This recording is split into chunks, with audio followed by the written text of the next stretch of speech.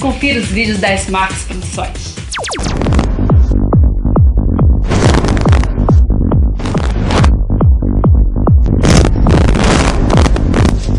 Vamos falar sobre o direito das obrigações, que é o ramo do direito civil que estuda as espécies obrigacionais, suas características, os efeitos produzidos e a sua extinção. Já a obrigação, literalmente falando, caracteriza-se como vínculo jurídico transitório entre o credor e o devedor, cujo objeto consiste numa prestação de dar, de fazer ou de não fazer.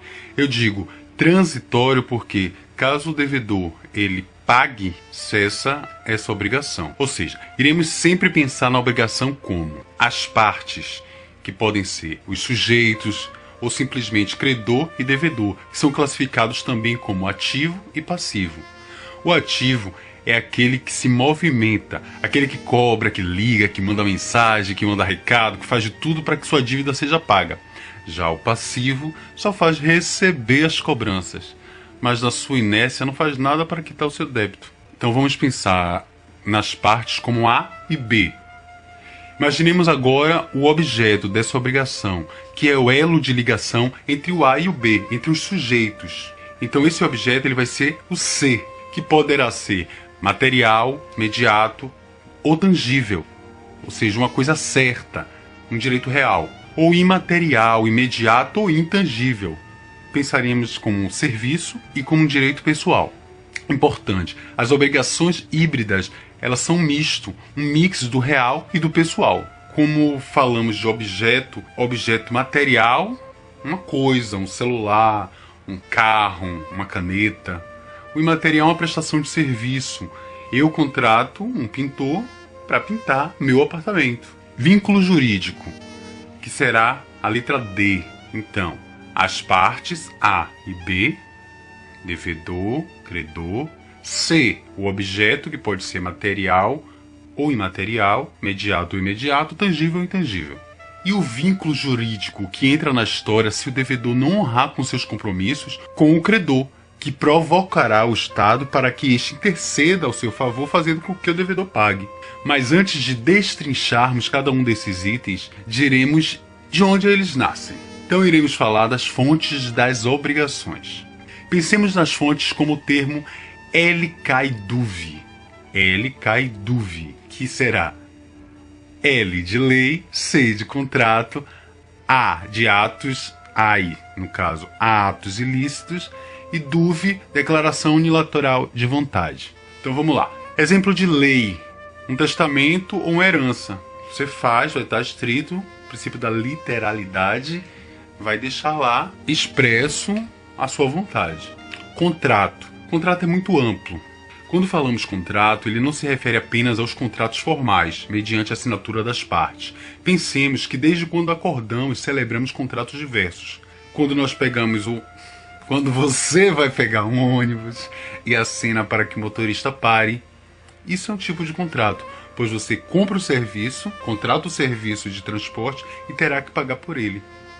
Quando ligamos a luz de nossa casa, a empresa fornece energia, em troca nós pagamos.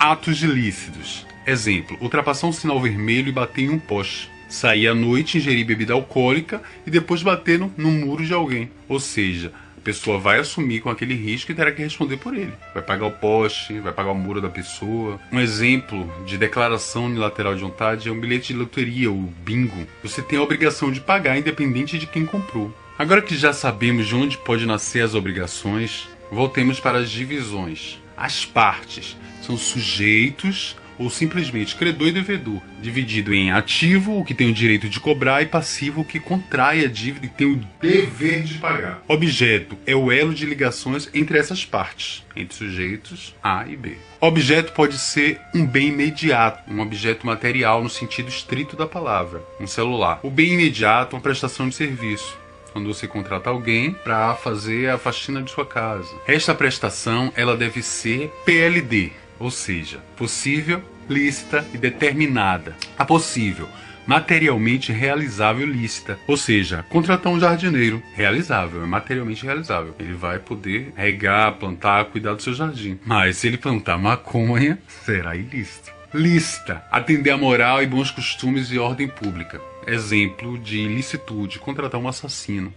Contra a lei. Terminada. Ter especificidade do objeto. Exemplo, comprar um carro. O novo Uno, com verde limão, com ar-condicionado, vidros elétricos. Agora vamos falar do vínculo jurídico, que já é o elo da relação obrigacional. É o cerne, o elo de tudo isso. Quando o devedor não honra com sua dívida, é acionado o Estado para dirimir a lide existente. Esse vínculo jurídico é dividido em comportamento, que é pagar o débito, e quando não é feito, recai sobre o patrimônio do devedor. Com isso, agora abordaremos a classificação das obrigações. Ela se divide em obrigação de dar, de fazer ou não fazer. A obrigação de dar é a obrigação da entrega, de transferir algo para alguém, de dar coisa certa. É relacionado à especificidade da coisa. Exemplo, eu vou te dar um apartamento no Itaigara, na rua Major Andrade, com 3 quartos, cozinha, sala, hall. Isso é dar a coisa certa.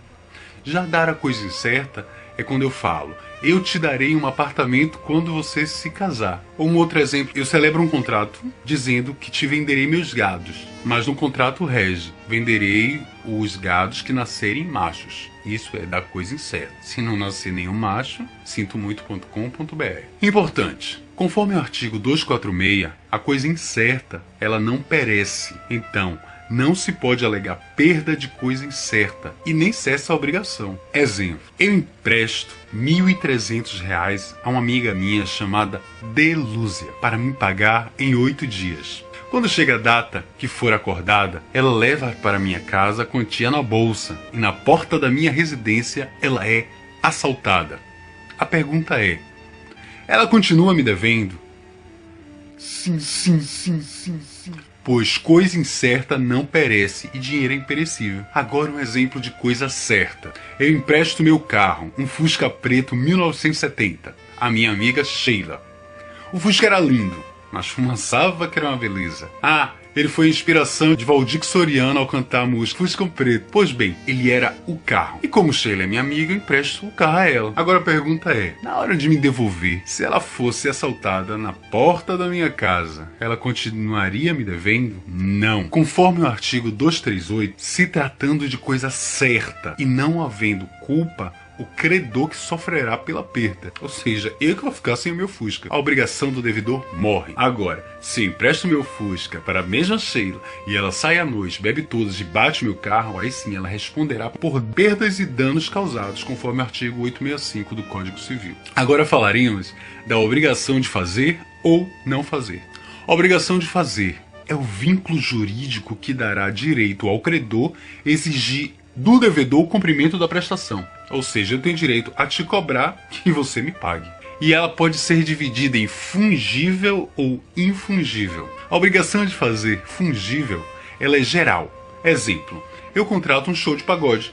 Pode ser de qualquer banda. Ragatone, o Tchan, Fantasmão, Guiguito. Agora, a obrigação de fazer infungível é uma obrigação específica. Exemplo, quero o show da banda Harmonia do Samba. Então não pode ser nenhuma outra. Tem que ser a Harmonia do Samba. A obrigação de não fazer é a abstenção de um ato por parte do devedor em benefício do credor ou de terceiro. Ou seja, eu, credor, não quero que você frequente a minha faculdade. A obrigação de não fazer, podemos dar um exemplo da esfera penal. Quando Luana Piovani entrou com uma ação contra a Dolabella e ele tem a obrigação de não fazer. Não fazer o quê? De não chegar perto dela tantos metros.